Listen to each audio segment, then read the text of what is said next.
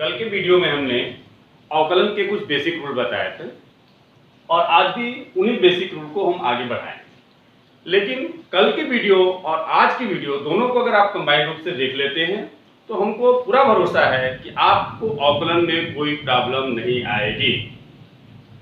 अवकलन को समझने के लिए ये बेसिक जो 12 फार्मूले हैं, 11 फार्मूले, ये आपको पहले लर्न करने होंगे, जिसको हमने कल भी बताया था। ये फार्मूला अगर आपको याद नहीं है तो फिर तो अवकलन में प्रॉब्लम आना है। और एक बार अगर आप ये फार्मूला लर्न कर लेते हैं तो समझ लीजिए 50% प्रॉब्लम तो वही सॉल्व हो गया। तो ये फार्मूला हमने फिर से लिख दिया है। शुरुआत में बच्चों को ये फार्मूला आसानी से याद नहीं जब रहता है तो आप इसको लिख लीजिए, और जब भी ये फार्मूला आए तो इसको देख करके भी लिख सकते हैं, लेकिन धीरे धीरे आपको ये फार्मूला लर्न हो जानी चाहिए। कल हमने ये 4 रूल बताया था, इसको कांस्टेंट रूल कहते हैं। क्योंकि आप फलन वगैरह नहीं पढ़े हैं इसलिए हम उसके फलन पे बहुत ज्यादा डिटेल में नहीं जाते हैं।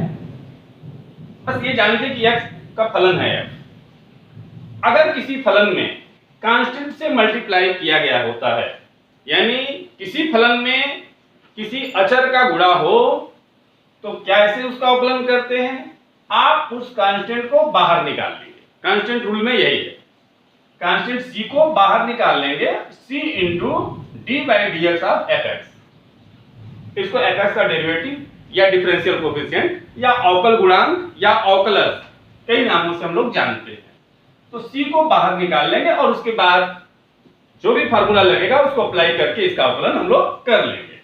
एक बात ध्यान देना होगा, केवल अगर कांस्टेंट है तो उसका अवकलज क्या होता है? x के सापेक्ष 0 होता है। लेकिन अगर c में किसी फलन x का कोई फलन का अगर गुणा हो तो उस c को बाहर निकाल करके और जिस तरह से इस सूत्र के आधार पर उसका हम लोग अवकलज प्राप्त कर लेंगे। जैसे एक उदाहरण और कुछ पहले चारों रूल के बारे में बता दें। तो पहला रूल क्या है? कांस्टेंट रूल, कल भी बताए थे। दूसरा रूल क्या है? Addition subtraction. तो एडिशन में क्या होता है? देखिए, दो फलनों का योग है, अगर इसका हमको डिफरेंशियल कोएफिशिएंट निकालना है, दोनों को अलग अलग निकाल लीजिए। माइनस में भी वही करते हैं। लेकिन मल्टीप्लिकेशन डिवीजन में ये गलती आप नहीं करेंगे, क्योंकि बहुत बच्चे ऐसा करते हैं कि दो फलनों का अगर गुणनफल है तो गलती इस तरह से कर देते हैं। क्या लिख देते हैं? d/dx of f1x multiply by d/dx of f2x। ये बिल्कुल गलत है। क्या करेंगे? कैसे करेंगे?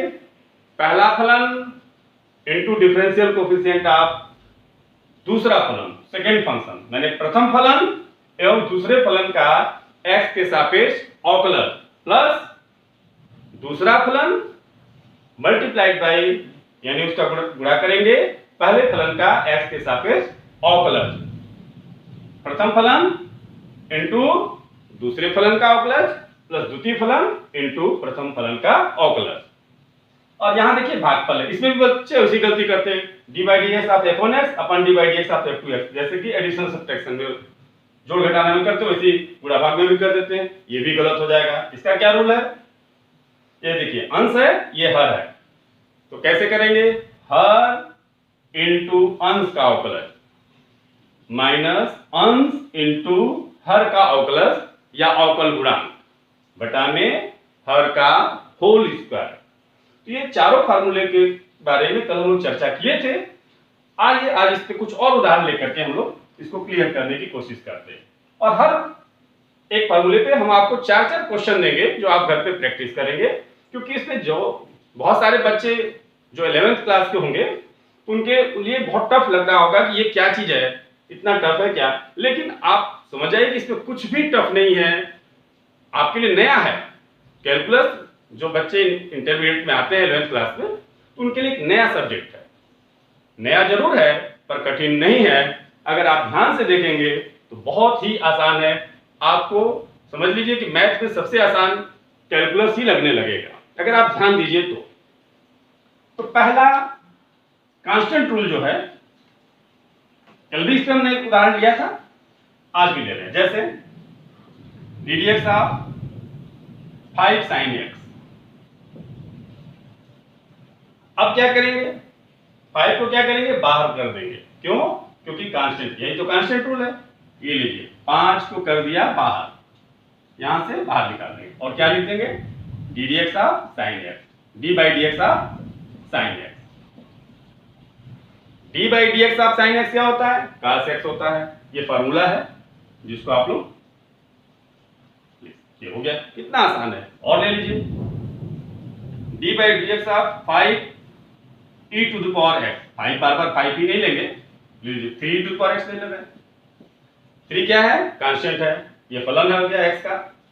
3 को कर दिया बाहर, क्या हो गया?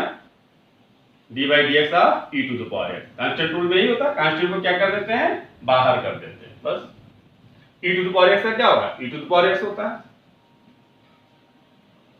अच्छा, ए टू द पावर एक्स में इसका फॉर्मूले को भी यूज में लाया जाए, जैसे D D x of 5 to the power X आ गया, तो क्या हो गया? क्या फॉर्मूला है? A to the power X. अब ए का प्लेस पे क्या है? 5 है, तो क्या हो जाएगा? 5 टू द पावर एक्स, क्योंकि A to the power X क्या होता है? A to the power X into log 5 base 3 to the power X हो। ये कांस्टेंट रूल नहीं है, ये इसका हम लोग इस फॉर्मूले को भी थोड़ा सा यूज कर ले रहे हैं। 3 to the power X log 3 base E. कुछ बच्चों को इसमें दिक्कत होती है कि इसको कैसे हम लोग यूज करेंगे, इस फॉर्मूले को। बाकी ये फार्मूला और ये फार्मूला, बाकी तो जस का तस आपको लिख देना है। किसी क्वेश्चन में उसको कुछ नहीं करना है। इसमें n का मान चेंज होकर के आता है और इसमें a का मान चेंज होकर के आता है। बाकी फार्मूले में कोई खास नहीं, बस आपको याद कर लीजिए, काम हो जाएगा। ये तो हुआ कांस्टेंट रूल। अब प्लस माइनस रूल, कल भी हमने उदाहरण लिया था। तो कांस्टेंट रूल पे 4 क्वेश्चन 5 क्वेश्चन आपको घर के लिए देते हैं। जैसे आप D D x of 7 log x पहला, दूसरा D D x of 4 cot x, D D x of 6 tan x ले लें या कुछ भी ले लीजिए, tan x ही ले लीजिए। और एक और ले लेते हैं D D x of 10 sec x। तो इस तरीके से इसमें क्या करेंगे? 7 बार हो जाएगा। अब ये तो आपके लिए आसान है, घर के लिए है, आप इसको प्रैक्टिस करेंगे। दूसरा रूल है एडिशन सब्ट्रैक्शन रूल, जोड़ घटाना के लिए नियम। देखिए, एक दो फलनों का योग और अंतर का रूल भी कर सकते हैं ना नियम। तो दो फलनों का योग या अंतर हो तो बहुत आसानी से देखिए f1x plus f2x, d by d x of f1x plus f2x क्या होगा?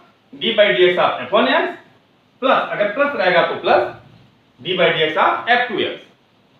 अब इसके उदाहरण, जैसे d by d x of e to the power x plus sine x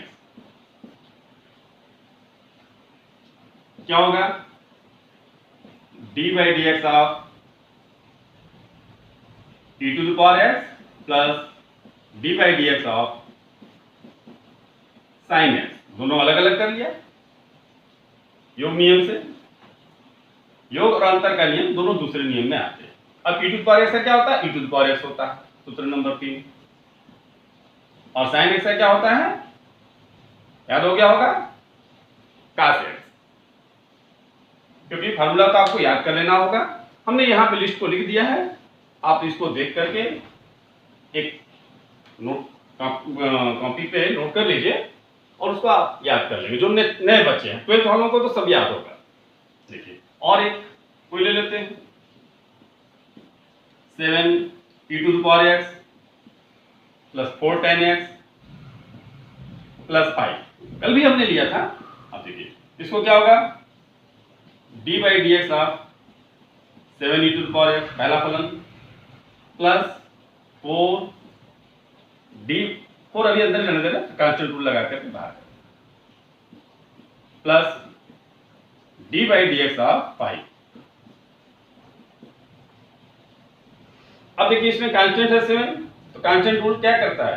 constant को भेज दीजिए बाहर, इसको अंदर नहीं रखना।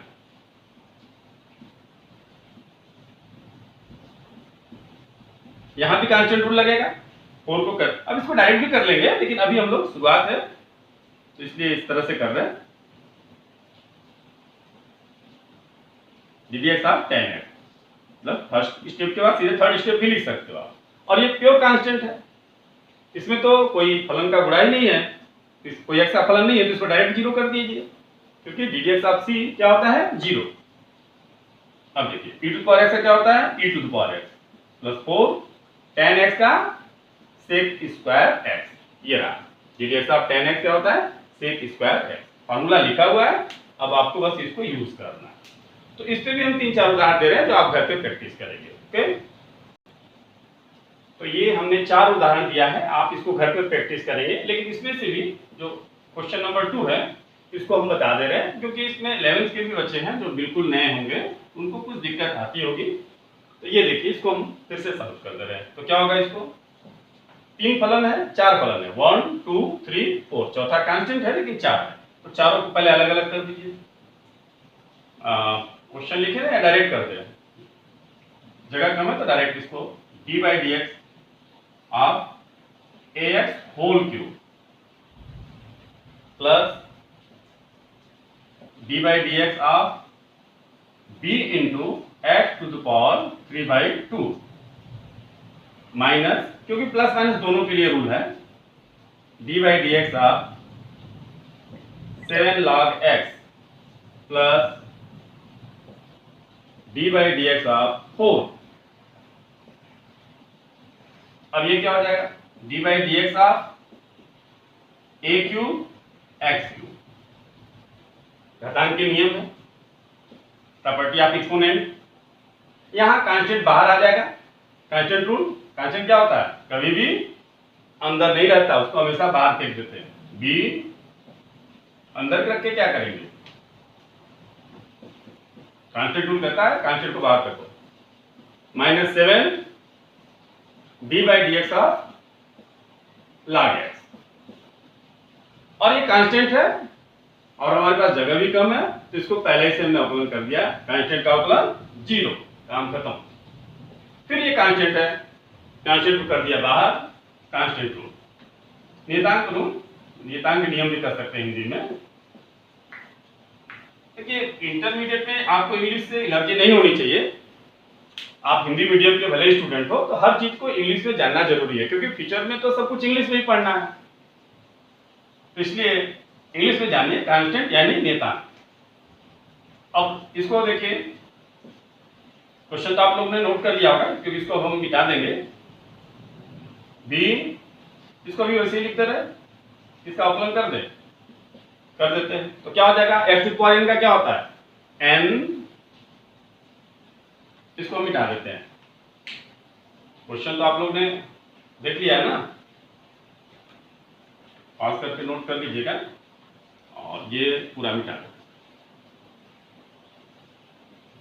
इसमें आगे क्या था, लेकिन रूट एक्स को x टू द पावर 1/2 लिख देंगे, और यहाँ भी 1/2 लिख देंगे, ऊपर जाके क्या हो जाएगा -1/2, तो उसके बाद आसानी से आप कर लेंगे, और नहीं कुछ आएगा तो फिर आप कमेंट बॉक्स में जाके पूछ लीजिएगा। 3/n into x to the power n-1, यानी कि 3/2 -1 7, और d बाई डी एक्स आप log x क्या होता है 1/x, यहाँ बेस नहीं है तो बेस e मानेंगे, और e लिखा है तो भी ठीक है। अगर बेस e नहीं है, बेस a हो, तो उसको क्या लिखेंगे, उसका कैसे करेंगे, तो ddx of log x base a का मान कुछ भी हो सकता है, 5 6 7, e के अलावा कुछ भी हो सकता है, तो इसका क्या होगा वैसे ही होगा 1/x log e base a, और अगर e है तो हमने लिख ही दिया, ये सॉरी log कहां से आ गया, d बाई डी एक्स है,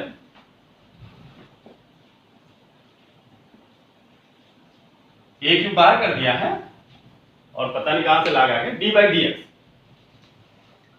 ओके, x क्यूब का क्या होगा 3x², कैसे n x to the power n-1, formula आपको मालूम है, 3 into x to the power 3-1 क्या होता है 2। अब ये क्या हो जाएगा 3b/2, x to the power 3/2 minus 1 कितना होगा 1/2 माइनस 7/x। तो इसको ये इसका आप इसको चाहे तो 3a क्यूब। अच्छा इसमें बच्चे एक और गलती करते हैं, मान लीजिए कांस्टेंट रूट से कांस्टेंट को बाहर कर दिया, लेकिन कुछ बच्चे क्या करते हैं इसको भी अवकलन कर देते हैं। कैसे कर देते हैं 3 × a²। इसका नहीं होगा, वो तो चर के लिए x के लिए है, कांस्टेंट के लिए नहीं बना है। ये कांस्टेंट है, इनको बाहर हटाइए, हो गया 3a³ x²। 3b/2 इसको √x भी लिख सकते हैं, x लिख देते हैं माइनस 7/x। ये इसका आंसर हुआ। तो इसको ध्यान दीजिएगा, a³ ये घातांक के नियम से दोनों पे घात चला गया है, मल्टीप्लाई हो गया है, a³ × x³। a³ को हमने कर दिया है बाहर और d/dx ऑफ x³। अब हम लोग तीसरे रूल पे आते हैं, मल्टीप्लिकेशन रूल।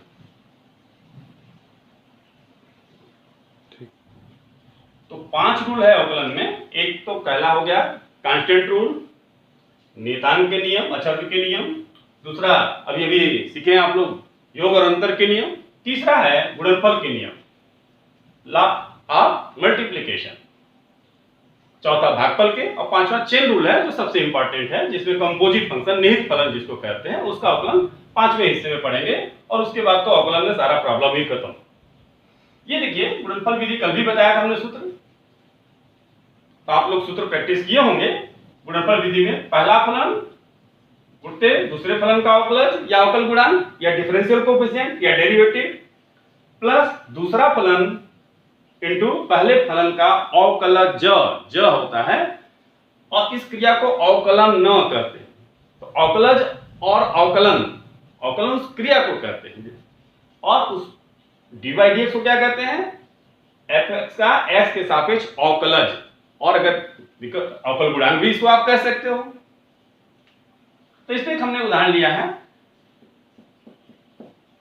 अब यहां dy/dx ना लिख करके ऐसे लिख दिया y, तो अगर ऐसे रहेगा तो हम लोग क्या लिखेंगे x के सापेक्ष अवकलन करने पर।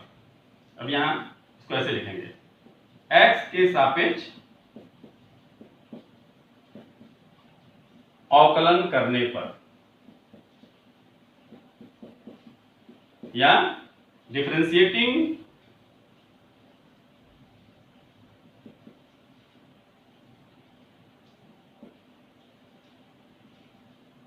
with respect to x we get,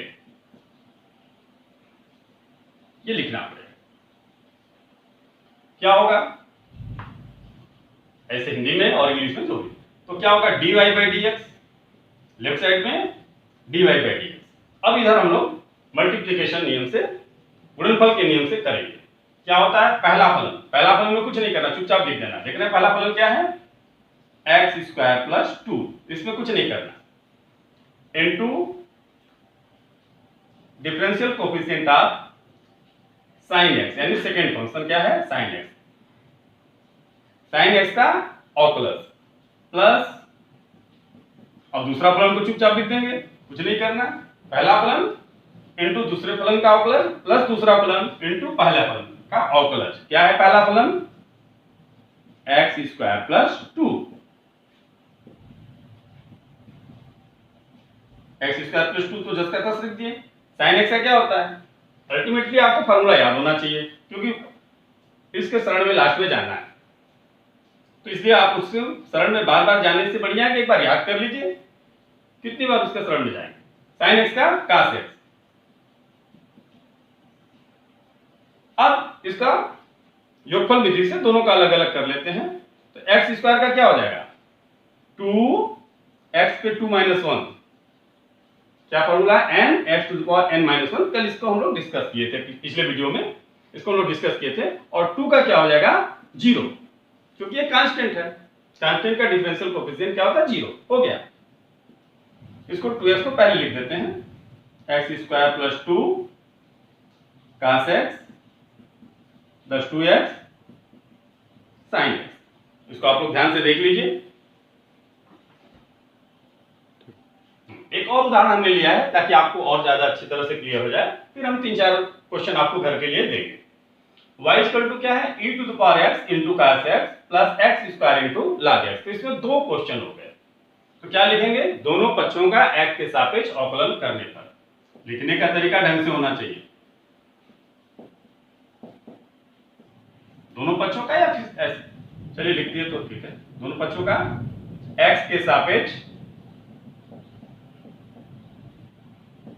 अवकलन करने पर, इस क्रिया को अवकलन कहते हैं, differentiating both side with respect to x। क्या हो जाएगा, d by d x of y या dy बाई dx भी आप इसको कर सकते हैं, equal to d by d x of e to the power x into cos x plus x square into log x। लीजिए दोनों तरफ d बाई डी एक्स लगा दिया। अब ये दोनों प्लस है, पहले दोनों प्लस को अलग अलग कर लीजिए, एडिशन रूल। तो d by d x of e to the power x multiplied by cos x, e to the power x into cos x plus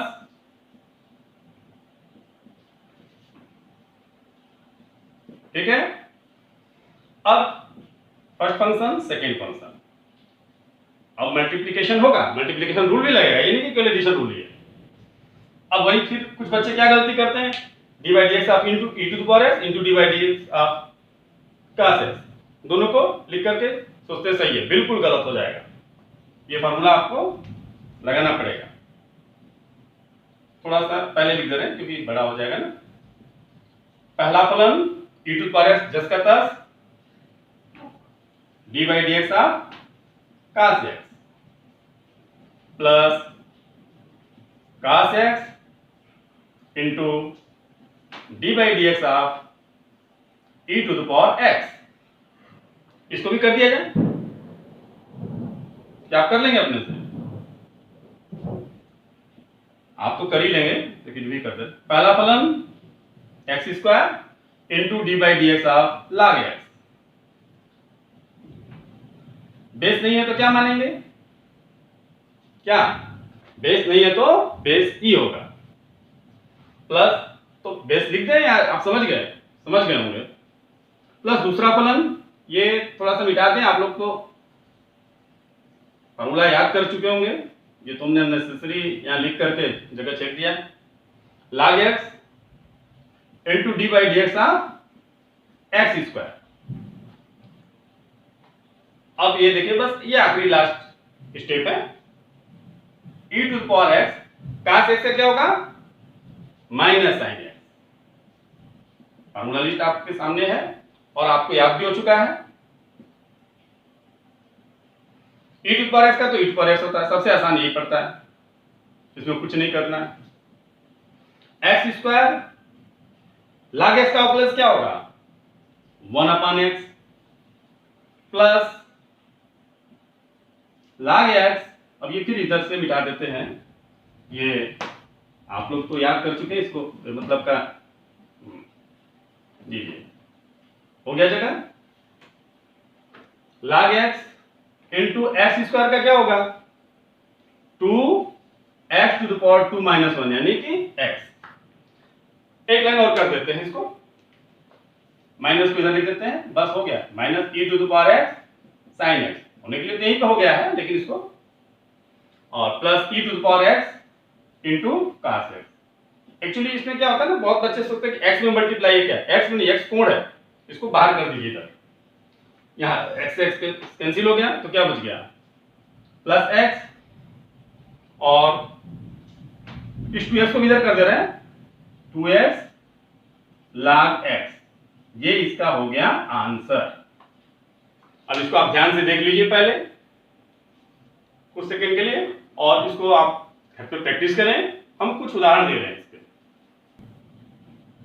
ये 4 उदाहरण हमने आपको दिया है, आप इसको घर पे प्रैक्टिस करेंगे, इसमें तो कोई प्रॉब्लम नहीं आएगा, इसमें भी नहीं आएगा। इसमें के को क्या करेंगे, कांस्टेंट रूल से बाहर कर देंगे, फिर उसके बाद पहला फलन दूसरा फलन, यहाँ पहला दूसरा दिख रहा है, यहाँ भी पहला दूसरा, लेकिन इसमें 3 फलन है, तो 3 फलन को आप चाहे तो एक को ब्रैकेट लगा करके इन दोनों को फर्स्ट सेकंड फंक्शन और इसको फर्स्ट फंक्शन, फिर इसको अलग से कर सकते हैं, और नहीं तो 3 फलन का हम सीधे फार्मूला बता दे रहे हैं, आप उसको भी अप्लाई कर सकते हैं। तीन फलन का अगर गुणनफल हो तो बहुत ही आसानी से उसको भी आप कर सकते हैं। f1x, f2x, f3x, बारी बारी से एक एक का अवकलन करेंगे। क्या होगा? पहला फलन दूसरा फलन इनटू तीसरे का डिफरेंशियल कोएफिशिएंट। ठीक है, अब दूसरा और पहला दूसरा हो गया, अब दूसरा तीसरा लिख दीजिए। f2x इंटू f3x, तो क्या हो जाएगा? बचेगा कौन? पहले का अवकलन, और फिर पहला और तीसरा f1x, f2x, तो फिर डिफरेंशियल कोएफिशिएंट ऑफ नहीं f1 और f3, तो ये बच गया था f2x।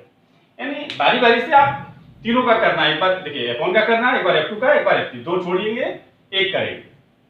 दो रहता तो क्या आता है? एक छोड़ते हैं एक करते हैं, इसमें दो छोड़ेंगे एक करेंगे बारी बारी। देखिए पहले क्या क्या करेंगे? पहले हमने क्या किया है? f3x का किया है, फिर f1x का किया है, f2x का किया है। चाहे तो आप पहले इसको लिख सकते हैं, फिर इसको, फिर इसको, तो इससे कोई फार्मूला चेंज नहीं हो जाएगा। कुछ बच्चे सोचते हैं कि ये तो दूसरा फार्मूला सर अप्लाई कर दिए। आप तीनों में से दो को कोई भी छोड़ के तीसरा का करेंगे, लेकिन ये ध्यान रखेंगे कि तीनों का बारी बारी से अवकलन होना चाहिए। देखिए f1 का भी होना चाहिए, f2 का भी, f3 का भी। तो हम इसको कर ही देते हैं। ठीक है, तो क्या हो जाएगा?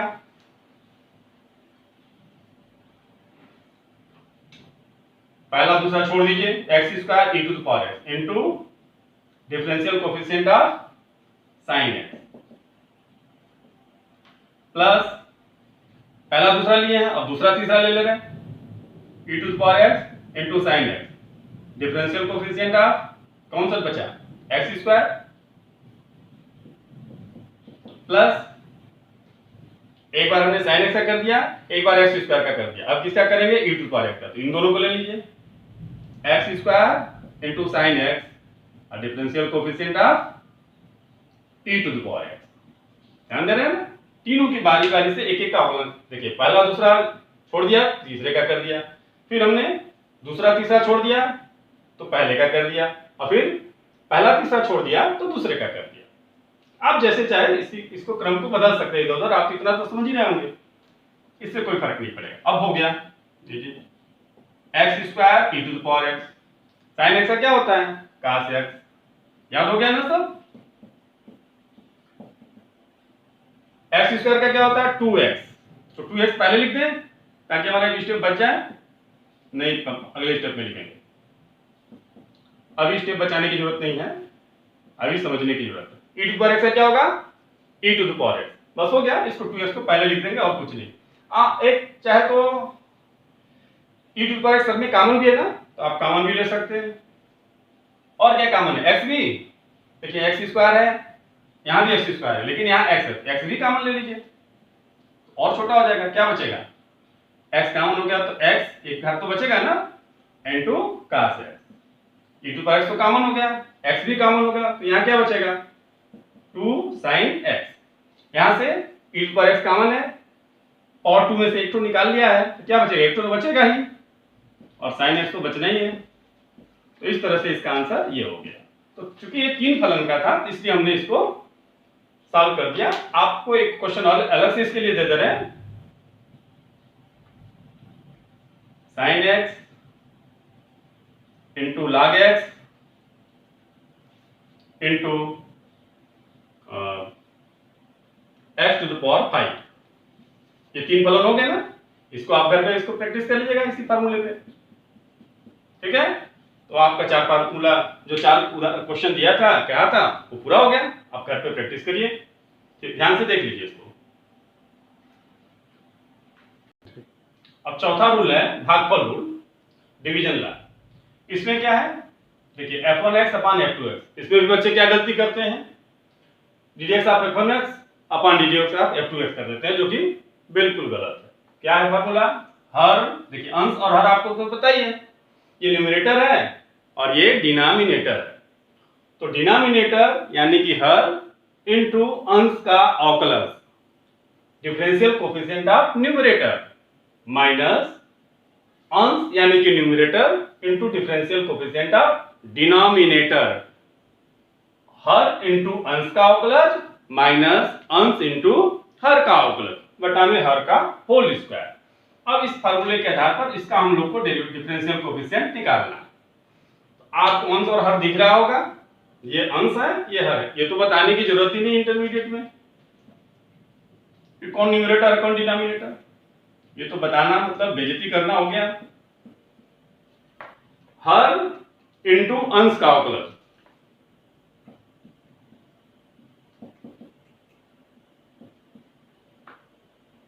प्लस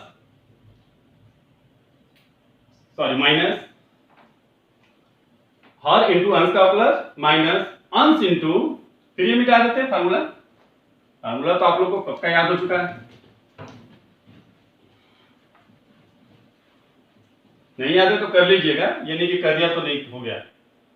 हर इंटू अंश का अवकलज माइनस अंश इंटू हर का अवकलज और बटा में हर का होल स्क्वायर। ये फार्मूला लगाया नहीं कि क्वेश्चन हो गया। ये देखिए, ये तो चुप हो चाप वैसे लिख देंगे। हर साइन एक्स का क्या होता है cos x minus sine x, इसका दोनों का अलग अलग कर लेंगे तो एक्स का आप जानते हैं ना एक, और ई टू पावर एक्स का ई टू पावर एक्स, बस हो गया काम खत्म। इसको कुछ सॉल्व भी कर सकते हैं लेकिन कुछ जरूरत नहीं, हो गया। ठीक है, तो ये भागफल विधि, इसके भी कुछ उदाहरण दे दिए जाए, आप घर पे प्रैक्टिस करेंगे। 4 उदाहरण देते हैं। ओके, ये 4 उदाहरण है, ये चारों बहुत आसान है, इसमें से हम एक भी नहीं बताने जा रहे हैं। आपको अंश हर दिख रहा है ना, अंश हर अंश हर अंश हर अंश हर, और सबका अवकलन आप कर ही सकते हैं। तो 4 आप घर पे प्रैक्टिस करेंगे। तो ये 4 रूल जो आज हमने चर्चा किया है, कल भी इसका चर्चा किए थे पिछले वीडियो में भी, तो पिछले वीडियो में भी बताए थे, आज भी इसको हमने चर्चा किया है। Constant rule, addition subtraction rule, multiplication और डिवीजन रूल, 4 रूल। और अब सबसे इंपॉर्टेंट कैलकुलस का यानी अवकलन का सबसे अंतिम और सबसे इंपॉर्टेंट, जिसको कह सकते हो मोस्ट इंपॉर्टेंट हिस्सा, 5th रूल, चेन रूल। इसको हम लोग कहते हैं कंपोजिट फलन का अवकलन। अब हम लोग पढ़ेंगे 5वां और सबसे इंपॉर्टेंट रूल, चेन रूल। इसको क्या कहते हैं, निहित फलनों का अवकलन भी कहते हैं या संयुक्त फलन भी कहते हैं। तो निहित फलन, संयुक्त फलन या कंपोजिट फंक्शन होता क्या है? क्योंकि आप 11th के जो बच्चे होंगे फलन के बारे में कोई जानकारी नहीं होगा, तो इसलिए उस पर बहुत ज्यादा उस निहित फलन के चक्कर में हम लोग नहीं पढ़ेंगे। बस इतना बता दे रहे हैं कि फलनों का फलन, निहित फलन का मतलब फलनों का फलन। जैसे यहाँ f g का फलन है और g x का फलन है, तो फलनों का फलन f डायरेक्ट x का फलन नहीं है। इससे पहले क्या होता था, x डायरेक्ट जो होता था y जो है x का फलन होता था। अब इसमें y f क्या है, g का फलन है और फिर g x का फलन। तो आप एक उदाहरण जब लेंगे तो ये ज्यादा क्लियर होगा। जैसे आप ये समझिए x + 5 whole to the power 3।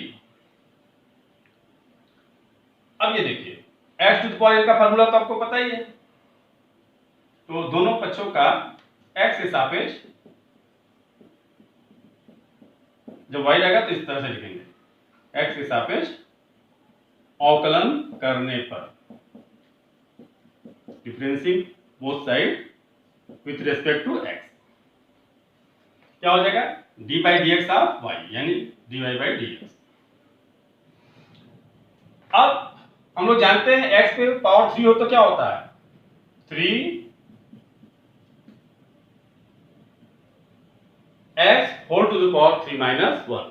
लेकिन आप ध्यान दीजिए ये x तो है नहीं, ये तो कंपोजिट फंक्शन है। x की जगह पे क्या है, x + 5 है, तो क्या करेंगे, अब इसका हम लोग फिर से अवकलन करेंगे। अगर x नहीं है तो इसका हम लोग फिर से अवकलन करेंगे और उसको मल्टीप्लाई करते हैं। यही एक तरीका है कंपोजिट फंक्शन में। ये समझ गए तो फिर आपको पूरा अवकलन समझ गए, क्योंकि 5वां हिस्सा आखिरी हिस्सा जो है सबसे इंपॉर्टेंट हिस्सा है और बहुत ही इंटरेस्टिंग, बहुत ही आसान, 3 - 1 क्या हो जाएगा 2, x का क्या हो जाएगा 1, 5 का क्या हो जाएगा 0, ये कितना हो गया 3x + 5 होल स्क्वायर।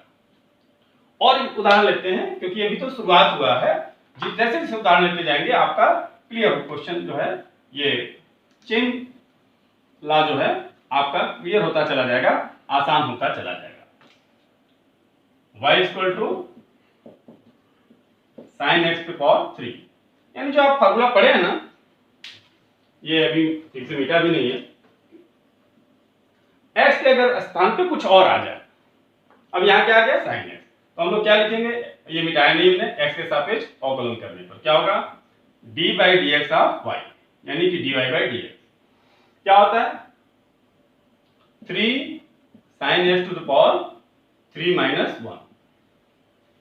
अब ये x तो नहीं है कि x है, नहीं, ये है sin x, तो अगर ये x नहीं है तो फिर इसका फिर से अवकलन करिए, बस यही है इसमें 3 sin x का होल स्क्वायर, यानी sin स्क्वायर x भी लिख सकते हो आप, और sin x का अवकलन क्या होता है डेरिवेटिव cos x, फॉर्मूला तो याद हो गया ना, लीजिए आंसर। इस तरह से और भी क्वेश्चन कर सकते हैं, हमने तो y लिया, बिना y के भी दे रहे हैं कुछ क्वेश्चन, जितना आप समझ आए इस फार्मूले पे कुछ भी रख करके, जैसे ये देखिए और ले लो ddx ऑफ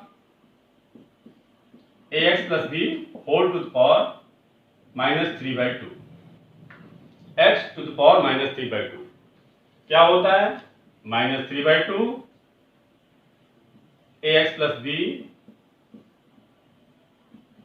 -3/2 -1, लेकिन ये x है क्या, नहीं ना, तो x नहीं है तो इसका फिर से अवकलन करिए, कितना आसान है।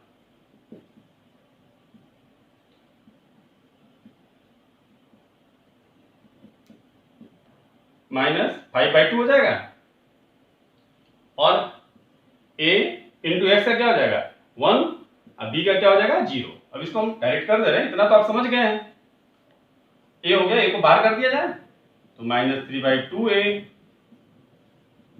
ax + b whole to the power -5/2।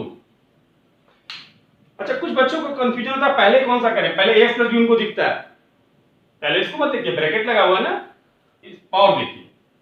अब कुछ और उदाहरण लेते हैं, जैसे जैसे एग्जांपल लेते जाएंगे ये आसान होता चला जाएगा। जैसे अभी हमने लिया था sin x का होल क्यूब, अगर ये क्वेश्चन ऐसे रहता है ddx ऑफ sin x⁵, ये पूरा होल क्यूब नहीं रहता, फिर हम लोग sin x में, अब इसको क्या कौन सा फॉर्मूला हो गया, sin x है, ये sin का फलन है, तो क्या करेंगे sin x का क्या होता है cos x, ये देखिए, लेकिन ये x नहीं है ना, अगर x रहता तो काम खत्म, x नहीं है तो फिर से इसका अवकलन करिए x⁵, x⁵ का क्या हो जाएगा 3x² इनटू cos x⁵, इसको पहले लिख देंगे, ये एक चेन रूल होता है। अब हम एक ऐसा क्वेश्चन ले रहे हैं जिसमें 3 फलन हो, फलनों का फलन का फिर से फलन, जैसे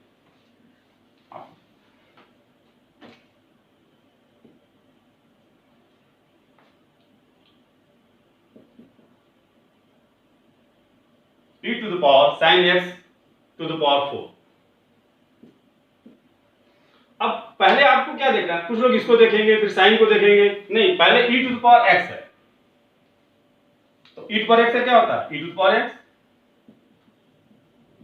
अब उसके बाद देखने जाएंगे x तो नहीं है ना, x नहीं है तो इसका फिर से करिए, क्या हो जाएगा ddx of sin x², okay, e to the power sin x², लेकिन यहां तो 4 है तो 4 ले लेते हैं, 4 है क्वेश्चन में ना, तो e to the power sin x to the power 4 into, अब ये x नहीं है तो इसका फिर से अवकलन करेंगे e to the power sin x to the power 4। अब sin x का क्या होता है, पहले ये नहीं देखिए, पहले ये देखिए, उधर नहीं जाइए, हाँ होल टू द पावर 4 होता तो फिर उधर जाते, ये केवल x का पावर 4 है, तो sin x का क्या होता है cos x to the power 4,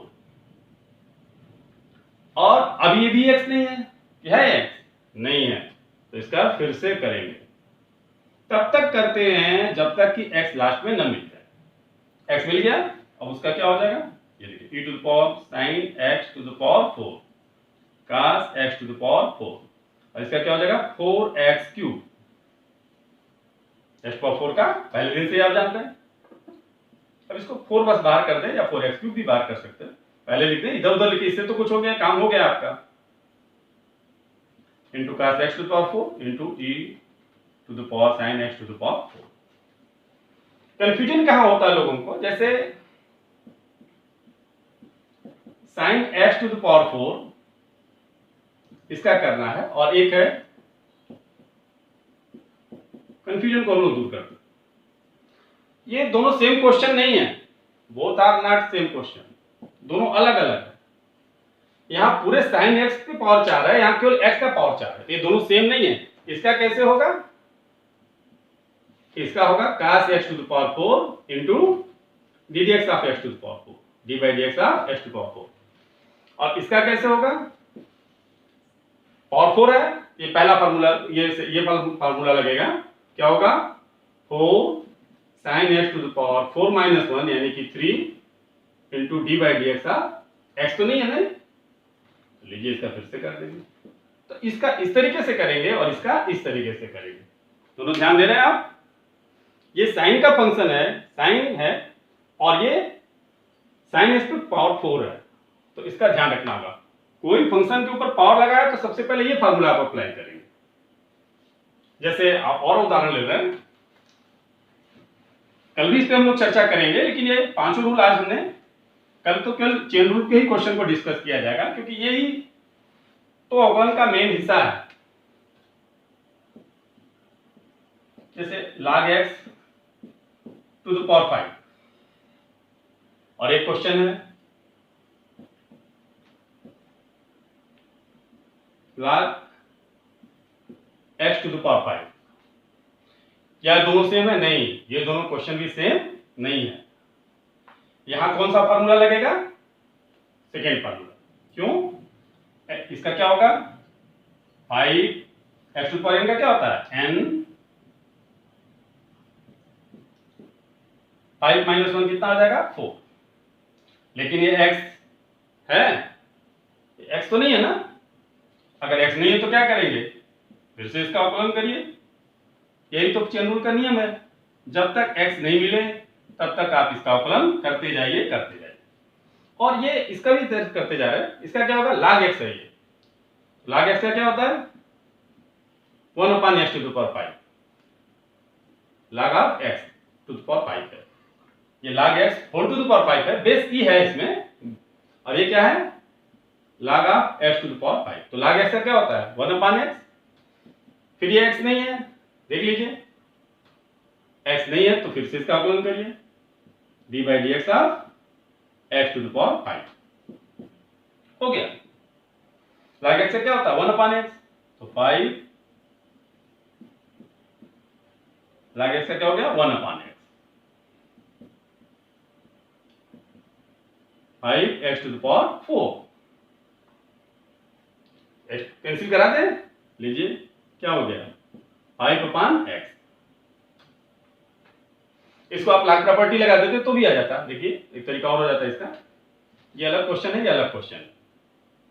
log property क्या होता है, बाहर आ जाता है ना, 5 log x हो जाता है और मल्टीप्लाई हो जाता है। अब कांस्टेंट प्रॉपर्टी से क्या होगा, 5 गया, कांस्टेंट अंदर रखते हैं क्या, नहीं ना, तो ये गया बाहर, log x से क्या होगा 1/x। तो इस तरीके से भी कर सकते हैं, लॉग प्रॉपर्टी से लगाने से देख रहे हैं ना थोड़ा छोटा हो गया, और इस तरह से भी कोई मुश्किल तो है नहीं।